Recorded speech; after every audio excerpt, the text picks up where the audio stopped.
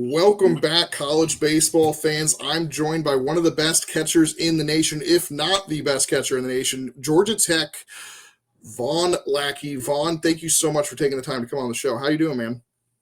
Thanks for having me. I'm doing great on Yeah, Wednesday. yeah. Not only one of the best catchers in the country, but plays a really good third base as well, right? I can if they need me to. I can for sure. Yeah, absolutely. That was one of my favorite parts is watching you play a little bit of third base last year and surprise some people with your athleticism. But first, let's start in on the first 2 years at Georgia Tech, playing every day as a freshman, basically down the stretch.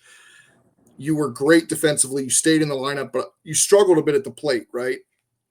You had a big regional at the end of the season in Athens, but how important was that to your development to be able to continue to get in there, even though you were struggling and play? How important was that to your development and breakout offensively as a sophomore? I knew I had the skills to be a good hitter. Fall played pretty well, was doing pretty well. I think just when it got to the season, just overthinking some things, started making little tweaks for no reason, and then after basically just seeing what really college baseball is like, seeing having my toes dipped in, I guess, the waters. I was kind of to understand hitting a little bit more. I think I just wasn't knowledgeable about hitting and stuff like that. But after the regional, then I went to the Northwoods, and the Northwoods is where I was like, okay, I just need to focus on hitting, basically with the stuff and how many at bats I get up there. It's like just take advantage of all of that. And then I came back in the fall of my sophomore year and started seeing balls jump off the bat a little bit more after working out all summer. And it all just kind of clicked from there.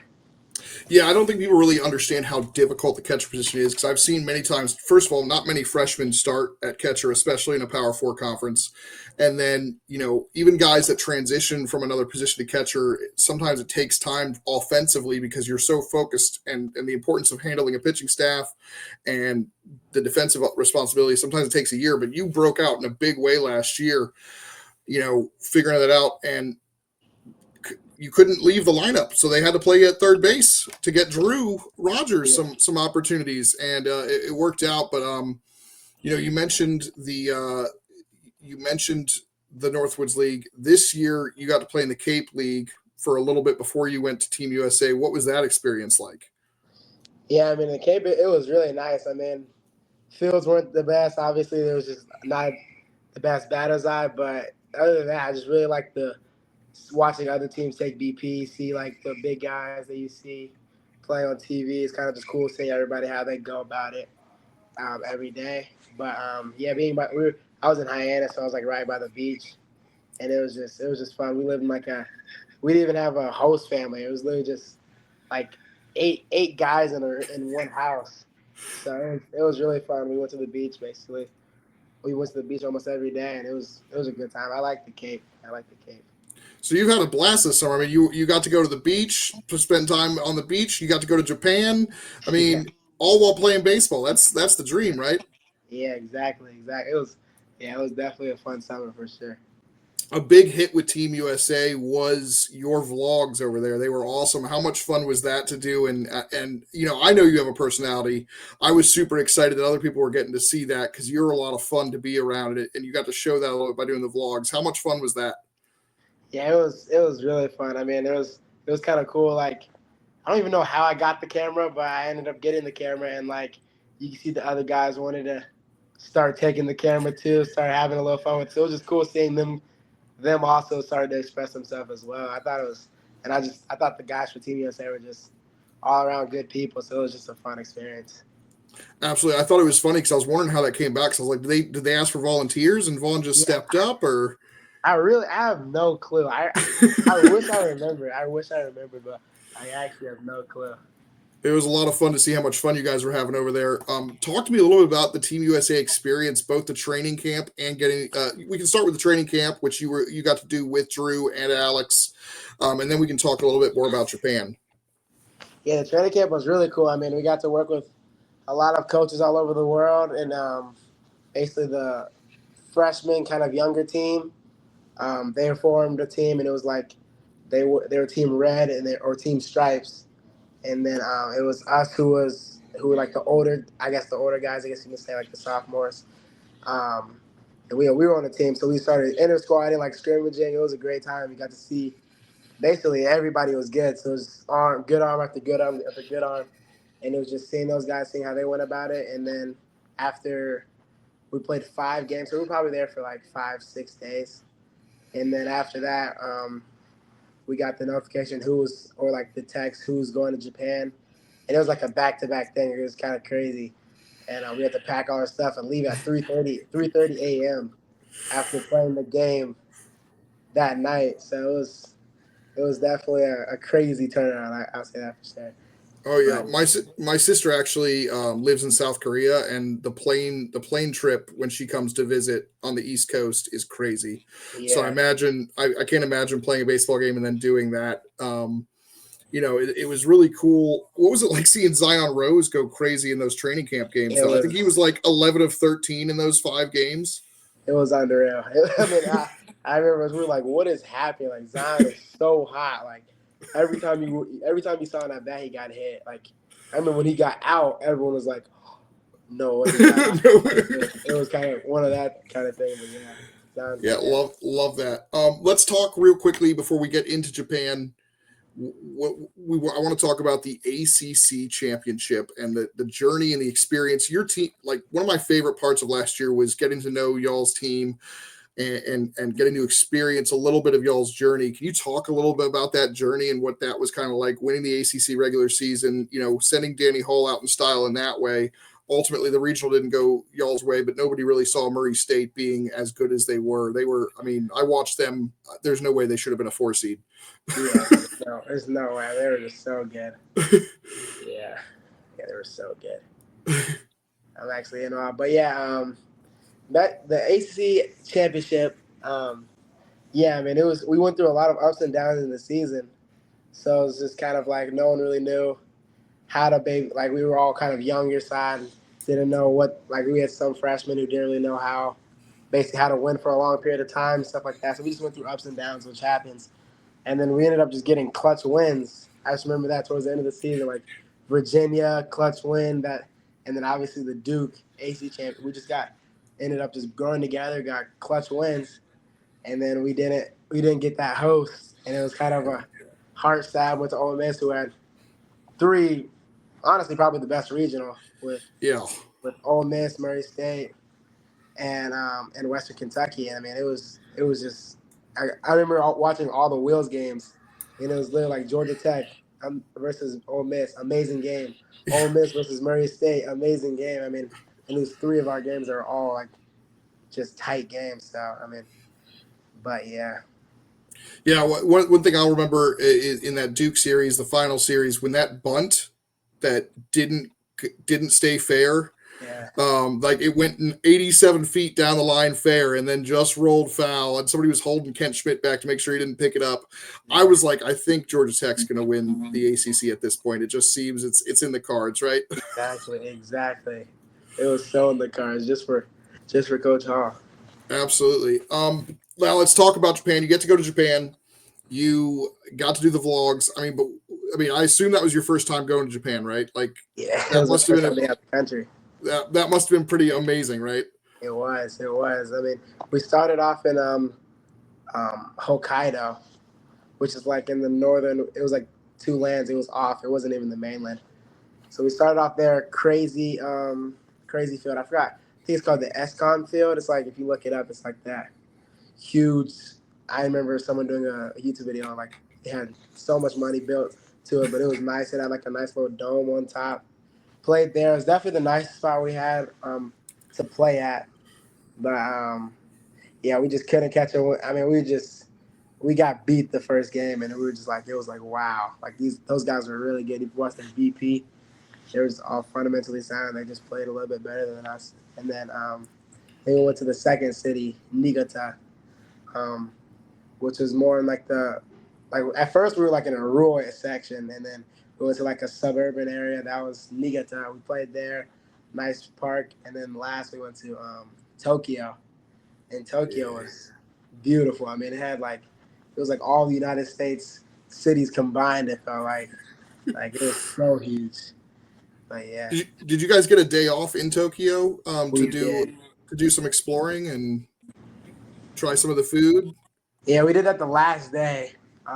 After we lost, we had like a travel day technically, so we spent it, or weather day, something like that, and we spent it in Tokyo. We went shopping as like a team. It was kind of cool. We got to kind of go around all of the local cities in Tokyo, so it was really cool. Do you like Japanese food? Oh, it was amazing. It was Okay, amazing. good. I talked to Lucas Moore, and he is not adventurous apparently, and so he was all business talking about Japan. He didn't. I was just, come on, you got to talk about the food, man. Yeah, no, yeah, I remember. Yeah, he said he just didn't want to try the new stuff. It was hilarious. It's like, oh man, I mean, Japanese food, some of the best cuisine in the world. So like, I'd be all over that. It was amazing. My favorite food was actually the sushi in the airport. Like not even like stuff that we got out. It was literally the sushi in the airport. That's how good the sushi was there. Like it was so fresh. It was so good. I don't doubt. It's funny because I'm sure some people are like, "Ooh, airport sushi," but it's in Japan, not in the United States that you're having it. It's not gas station sushi. Exactly. So, love that. Love that. You did have a pretty good moment in Japan, though. In less than 6 weeks, I believe you had 2 inside the park home runs. One in the ACC tournament against Cal. One in Japan. I mean, what's that? How's that gotta feel? I actually have no clue. I mean, the first one, I knew I wasn't hitting the best that game. I remember that, and I was just trying something, and I basically just stuck my bat out, and I just ended up finding grass. I was like, finally, and then I was like, I saw him. I'm like, okay, it's a triple, and then I'm like, I was low key slowing up a little bit, and then I see Ramsey like as hard as he can go. He's like waving his arm, like, oh my god, it's gonna be on the Parker. Try to slide on the outside. It was an amazing feeling. And then in Tokyo, same thing. It was a single. I finally got a hit off the splitter. That was killing us the whole trip. Finally got hit off the splitter. It's supposed to be just like a single in front of the center fielder. I guess it hits something, bounces over his head. I'm running again, thinking it's a triple, and it ended up being a home run. It was amazing. Love that. Yeah, the Japanese and those splitters are something else, man. Yeah. It's they've really perfected that pitch as like a culture. Like, Exactly. No, it's really fun. I'm sure it exhausted you because I also remember you taking infield at one point at Virginia Tech and being like, man, that wore me out. Even though you're in the most demanding physical position on the field, apparently infield kind of wore you out. Yeah. No, infield is definitely like, it definitely has a lot of energy to take some infield for sure. I mean, catchers obviously, I feel like I'm kind of like conditioned for, like, I feel like you also have to be conditioned for the infield. Yeah, that's true. That's true. I'm kind of conditioned to be down on my knees, blah, blah, blah, and playing from behind the plate. But yeah, it's definitely different for the infield. I mean, it's definitely different. Absolutely. And now, so you've had a fantastic summer. You've had a really good fall so far. You got to, I believe I saw you in the photo. You got to go to Colorado with the guys. Yeah. And see that big time game with Haynes King, and the football team's 5-0 now. And obviously, you were probably, I mean, I imagine you were at the Clemson game. Actually, yeah, you had to have been because you know they did the photo on the field and everything. So talk to me about what that's been like. I mean, that's an easy way for you guys to bond, and I swear, I mean, DB's at center of everything when he's out there. Like I just spotted him. Like even when like Georgia Tech did the video of the crowd, they were doing the crowd flyby. I was like, there's Drew Burress right there. Yeah. How electric was that, and how much fun was that for you guys to travel together to Colorado? No, yeah, it was so fun. I mean, it was supposed to be more of us. Some people ended up having to do other things that weekend, so it ended up being just like 8 of us, which is now like it actually happened. It was lucky a perfect amount of us. Yeah. All went to Colorado. We had an Airbnb. It was like Love that. 20 minutes outside of it. It was just, yeah, it was great. I mean, the football game was really cool. I like the atmosphere, the weather, and all that kind of stuff. So it was a fun time for sure. And then the Clemson game, I mean, that was probably the best day on Georgia Tech I've had. I mean, we had Flo Rida, so we had that's right, a concert, and we basically performed with Flo Rida. Like he gave me the mic and everything. It was so cool, and it was amazing. And then after that, we had the game, and I was like the first one to storm the field. I had the video of that too. first one to storm the field, and then we ended up chilling by the pool, and that day was crazy. It's been fun. This fall's definitely been cool. Like the team, like you said, Barris. Yeah, he's kind of like the heart of everything. Likes to get things going. Like to have the team hang out and stuff like that. So it's just a good leader to have for the clubhouse. Well, I was laughing too because I was looking at some of the photos from the Clemson game where you guys have been celebrating the ACC championship, and I was like, is like DH is like trying to hide in the background after he's retired, but I saw him in one photo, but I was like, did Danny Hall not go? And then I was like, okay, there he is. He's just trying to be low key now that he's retired, enjoying that life. Exactly. Yeah, he was there. It was good to see him for sure. Yep. And I saw the goose was loose there as well, so that's always good to see. Speaking of Goose, you guys are bringing back a ton of talent, ton of leadership, but you do lose Goose. You do lose Kyle Odise, who is a one-of-a-kind character. I feel like you're not going to miss them too much in terms of on-field production, but I feel like you might miss them a little bit in terms of the vibes they brought. Because, I mean, John Giesler was – as Ramsey said, had a doctorate in Georgia Tech baseball, and then Kyle Odise, again, the vibes king. How are you guys going to replace those kind of guys in terms of like leadership and vibes? I don't really think we can replace them. To be honest, they're just one of a kind characters, but I feel like we're just going to keep growing as a clubhouse, and even if it's not the same, I feel like we're just going to maybe create something new, create something cool. That'll hopefully get us further in the postseason. Absolutely. All right. So you just finished playing for Danny Hall. James Ramsey's taken over. I imagine it's been a very smooth transition, kept the whole coaching staff. Everything's business as usual. But what's it been like playing for Danny and now and James Ramsey, and how the transition's been? Yeah, I mean, they're both great coaches. I enjoyed being under both wings. Coach Hall is definitely like a manager type coach, and like to see his assistant coaches kind of like take the more hands-on approach kind of with us. And then we got Ramsey, and he's just obviously just the same guy. I mean, he's just basically the same guy with the head coach title. You know what I'm saying? He's just a great guy, players coach, knows what we want, knows what we need, and he kind of like he has a good thermostat of like the clubhouse and stuff like that. He understands whenever we need like an off day, stuff like that. And but yeah, it's been great. I mean, he has everything really structured this year, and he's understanding how the new players need to fit in, and he's letting them adjust to that. And it's been a fun couple of weeks or a month, I should say. Yeah, absolutely. I mean, what are the vibes coming into fall practice? It's got to be really high because I know like DB was really excited about the new guys. Matt Taylor's been really excited about the new guys. I've been hearing great things coming out of camp. Vibes have got to be electric. Yeah, I mean, it's just a good atmosphere. I mean, everyone really wants to get better. Like every day, everyone wants to compete. Whenever we have live, it's just it feels like a different atmosphere. Like everyone really just wants it. So, I mean, that's really what we need to get to the next level. And then with all like the scouts at our first inner squad, I mean, it's like you can just see it in everyone's eyes. Another like lock in, I guess I can say, and everyone's like putting more pressure on themselves, which honestly, in my eyes, is like better for the long run. If you put the pressure on yourself now, I mean, in Omaha, we're gonna understand that all we have to do is just ball, basically. Absolutely. And it seems like you're finally getting some of the attention you deserve as a prospect. And I'm sure you're not thinking too much about that, but is there any added pressure, and how are you trying to deal with that a little bit? Do you go to Drew Burris, who's had that pressure now for 3 years, and talk to him? And, because a lot of you are going to be feeling, I mean, Tate is going to be feeling on the pitching side, and Alex Hernandez and guys like that. You guys all kind of talking about that, trying to deal with that, and just so you can remain focused on what you want to do at Georgia Tech? Yeah, I mean, it definitely does a little bit of pressure on it for sure. But I feel like as long as we just take it day by day and just kind of stay in the present and just know that if we work as hard as we can every day and things don't work out, man, it just happens. But if we kind of stress ourselves out, think too much in the future, then it kind of won't go our way, I guess. But yeah, definitely since we're all aware of like where, like, with the draft stuff like that, so we're aware of it. So I mean, it's just definitely talks happen about the pressures. I know me and Jaw talked about it too. It's just cool that like there's other people that have to deal with it as well. So it's not like all we have to do is just grow closer together through it. So I feel like it just makes us all closer. Absolutely.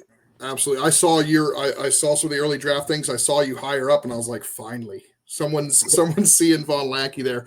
But anyway, talking about some of the new faces, Ryan Zuckerman, Jared Advincula, those are two guys that are probably getting inserted right into the lineup. And you also bring in Cade Brown, who is I think, an under the radar kind of guy that can make some big noise. Plus, you bring back basically everybody but Kyle Lodis and John Giesler on the offense. So you've got 13, 14 guys deep at this point. But how are the transfer guys settling in, and what's really impressed you from Ryan and Jaron in particular? Yeah, they're settling in well. I mean, they're both built good relationships with Ramsey. So on the hitting side, they're kind of turning into like hitting geeks. Like they're starting to really understand stuff like that, you know. But yeah, I mean, it's great. I feel like they've already made the adjustment really smoothly. I mean, they understand what they need to do to win. They're just competitive guys, and they just all want to work hard, and they want to get the prize at the end. They want to go to Omaha. So it's just good to add that to the locker room, to know that there's a handful of guys who, or all of us, who really just want to go to Omaha, Nebraska. So it's gonna be fun. Absolutely. Zuck to me has always impressed me. I mean, even as a freshman, 6'4", he has a major league frame. He looks like he's meant to play pro baseball. And then Jaron is just a pure hitter. I'm really excited to see how those guys slide in there. On the pitching side, has anybody really stood out to you on the pitching side in terms of the transfers? Obviously, you got some big name guys, but you also have some freshmen who are electric. Yes. I mean, we have Deloy, the Tennessee transfer. I mean, he's wowed me. There's a freshman, Cooper Underwood. I mean, he has nasty stuff, if I'm being honest. And Charlie Wilcox. I mean, Vicens. I mean, I feel like our freshmen also have done a really good job of like stepping into like the college atmosphere. I mean, I feel like they're definitely more mature than we were at that. At least that's what it feels like. I mean, these guys, they just stepped in, and it feels like they're already sophomores playing the game, and they understand that they're all going to need to get better every day in order to get in the lineup. And I feel like they're accepting that, and they're just putting their heads down and just working at it. That's what it feels like. But Tate's been doing really well. He's been holding his velo pretty well. Who else? But yeah, I mean, I feel like our whole pitching staff, I mean, they all have done a great job, to be honest. Yeah, absolutely. And you're getting most of the pitching staff back, aside from obviously the guys who got drafted or undrafted free agent like Jalen Payton. But you bring back. And we got Patel back. Yep. That's what a lot of people are surprised about. Yeah, getting Patel back is just not fair. I mean, it's not fair at all. So, really excited about that. You bringing back a ton of guys, Caden Spivey. Campbell. Yep. So you got a lot of guys that are being brought in. So I'm really excited to see how the pitching progresses. And with you being a catcher, you have a lot of insight on how those guys are looking. It's good to hear that Tate McKee is looking to take another step forward after a monster sophomore year. I'm a big fan of Tate's. Who do you think on the team, and this is going to be a really tough one for you to answer because there's so many, but who do you think has the best chance to have a breakout season in the spring? That's you're talking about for the pitching side? Either way, either side. You can give me 3 to 5 names if you want. That way it's not too hard. I can give you 3 to 5. I mean, I think Drew Rogers. Yes. Is going to have a breakout season. I think Tate and Mason Patel, obviously, they're going to have breakout seasons. And Caleb Daniels, another big one. Because obviously we have Hernandez and DB in the outfield, but Caleb Daniel also, I feel like he's junior eligible, so he has one more year. But I feel like he's definitely gonna have a breakout season, hitting a lot of pumps this year. But and then I'll say one more for a breakout season. I mean, Ivan Cula's had a good one. Kent's had a pretty good one. Oh, and Carson Curse. I don't know. Pop up. Carson Curse is gonna have an unreal year. He's with the 34 select power with these new Louisville bats, and I mean he is hitting the ball flush every time. It's unreal. Ooh. Doubles machine might turn it into a homer machine there. I'd love to see that. And he's playing short, right? Yes. Yeah. Yeah, one of the best defenders in the conference. Excited for him. He's so underrated. It's yeah. Just excited. Like I said, you could have picked Cade Brown, Will Baker. And there's so many. I mean, I would say Ken, but he batted 400 last year. Yeah, exactly. Yeah. I laughed because Alex Lodis won the batting title, but then in the regional, Kent got enough at bats to qualify, and he technically finished as the ACC leader in batting average, which is funny because he didn't have, because of the injury to his foot, he didn't have all those at bats. But I thought it was funny because I went and looked, and I was like, oh, Kent actually ended up as the ACC leader in batting average by the end of the year. All right. Is there anything in particular that you yourself is looking to improve during fall camp? This is the last serious question. Then we get into some fun stuff. Yeah, I definitely want to be just more crisp in everything I do. Like, I want my throws to be more crisp. I want me to pocket more balls, more crisp. Everything just needs to be cleaned up. And then definitely just working on right now. I'll just say I'm just working on hitting homers. I mean, I struggle on elevating the ball right now, so I'm just basically working on finding ways to just get the ball in the air and just watch it fly. Because I feel like when I do barrel it, it's hit pretty hard. So, but they're all just liners. So I'm just trying to one click up, to be honest. I mean, I can't tell you how many times I saw you just hit a ball hard right up the middle for a line drive single. And I think Colin on the radio was trying to patent that as a Lackey. Like that kind of a hit is a Lackey. But yeah. I mean, with your speed, a lot of times you did make those doubles. Yeah, I definitely made those doubles a couple of times. So, which a lot of people don't expect from a catcher, but all right, here we go. We got some fun stuff now. We're doing some superlatives here. Who is the team class clown? Who's taking over for Kyle Lodis? I'd have to say either Vahn Lackey or Caleb Daniel. I could see you being the class clown, absolutely. Yeah. Caleb seemed, whenever I was around you guys, Caleb seemed really quiet. So I'm hoping I get to see more of his personality. Yeah, he's definitely a troll. He's definitely absolutely love that. Glue guy. I mean, definitely just Burris. I mean, I feel like everyone just looks up to him. So I mean, it's easy for that. Just a very natural leader. Doesn't even need to try to lead. Just lead by example kind of guy. How about the team nerd? I think I know this one. Team nerd, probably Carson Ballard. That's exactly what I was gonna guess. Yeah, he is a genius for sure. Yeah. I remember mentioning. Yeah, I'm trying to remember. His major is biomedical engineering or something like that. Yeah, so I knew the answer was going to be that one. I was going to be surprised with somebody else. All right, how about best dressed? Best dressed for right now, currently in the locker room. I'll give it to Tay McKee. Tay McKee, he just puts on smooth fits right now for class. I mean, I'll give it to him for right now. Love that. Yeah. And are you a golfer as well with all the guys? I try. I can't though. I hear you.